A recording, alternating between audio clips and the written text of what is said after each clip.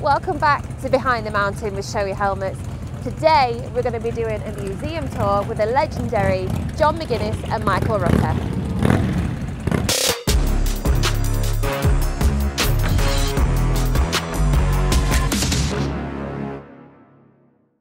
First off, head over to the old one there, because you can actually get in it, and old that what? was the original course car at the TT. What was? This one in the middle, the red one here, on your left. Oh yeah, Yeah. how cool is that? This thing? Yeah. Apparently so.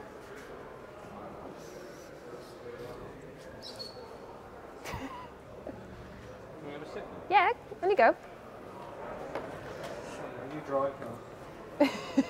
You won't get in there, you're too big. I'm not getting involved in that. Your miles too big. You'll wreck it. Probably getting bollocked now for getting in it. We've got one steering wheel here, one there, one there. So I suppose, Levers, gear levers, handbrakes. Pump some oil into it. Steam. is that what Can't it be is? steam. Petrol engine, won't it? So I suppose while we're in one of the oldest TT cars, give us... Don't start with it because we're the oldest riders. I'm not going to say it, I'm not going to say it. But what is your sort of first memory of the TT? Mine has been in the, not Rutland Hotel, it was one of the hotels on the front. Yeah. When I was a kid, and I got well lost, and unfortunately one of our old bosses found me walking around the hotel, which was Neil Tuxworth. He was the old Honda boss. Yeah. And he took me back to a mum and dad downstairs. But I think that's really the first memory. Yeah. Been scarred since. Yeah. Mine would be 1982. It's funny, I was just on the way here, just driven around the Derby road race course that my dad raced. He raced it a few times in 1982, 83.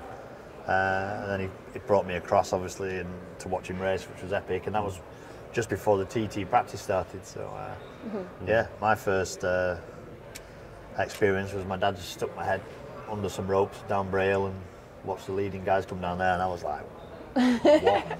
10-year-old. Used to watch me as well, didn't you? I watched you as a newcomer, yeah. You did it before me. He did it in 1994 with his orange jacket on. It was like an empty tracksuit hanging out the back of an RC45, wobbling off through Kerramore. Scary as hell. It didn't look much fun at all. But it put me off a little bit, to be fair. And I didn't make my TT debut till '96. But Yeah. came across at 10, yeah. So between both of you, I suppose, what would be the reason why you started the TT? What sort of switched the light bulb on in your head? Mine was easy because obviously my dad was my race here before, and I'd been brought here, and I just always imagined doing it. And my dad had a lot of success, and he used to love coming, but I did see the bad side of it as well. So it was a bit scary at first. I knew I was going to do it, but it was till you actually do it. It's wow.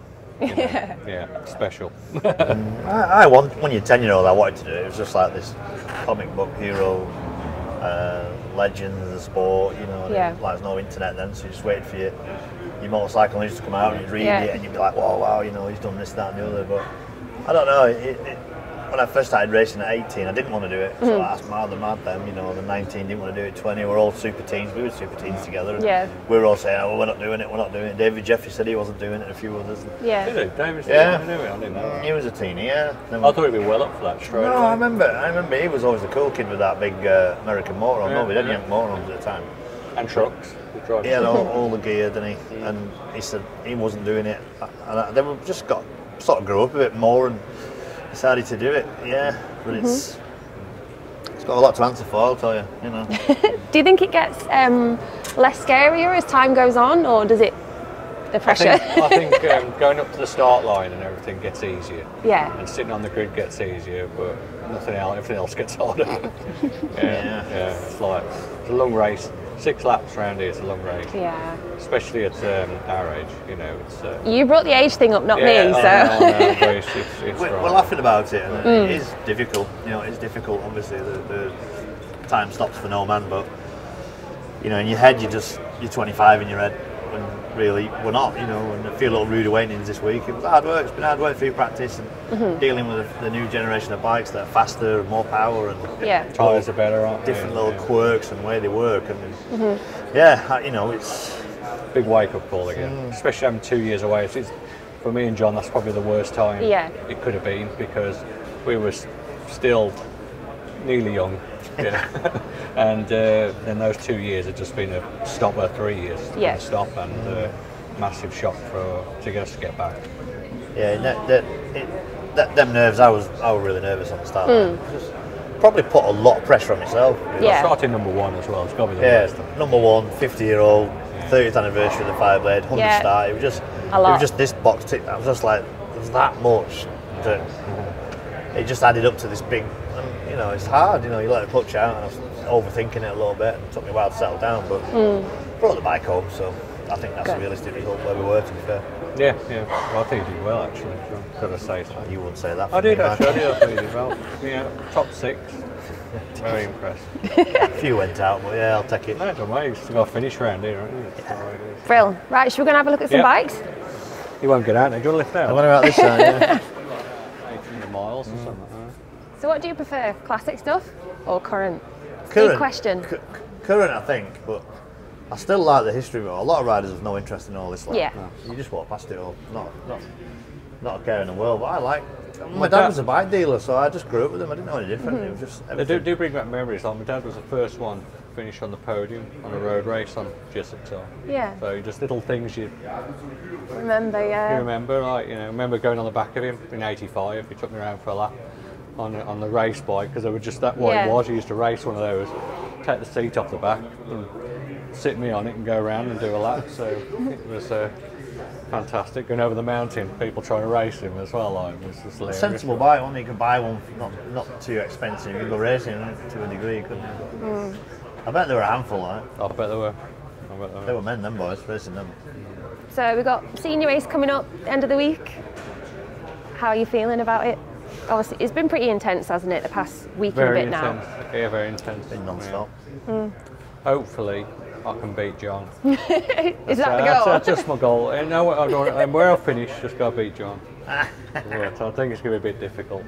Him on his factory Honda and all that support. Me and myself doing it on my own. I'll just be happy. If I get in the top 6, I'll be over the moon again. Similar sort of result to what we got in. I always call it the Formula 1 race. Always call it that, but the first Superbike race. Yeah. I know there's a few went out, but you've got to get them to the finish. And it's been a tough week. Well, we're into the second week now, and I don't know whether it's me or we're getting older. Again, I keep repeating it, but whether it just seemed intense. Normally I have a practice Saturday, have a rest Sunday, regroup Monday, Tuesday, Wednesday. Get the helmet on and ride the track. At the end of the day, it's going to be riders faster than us.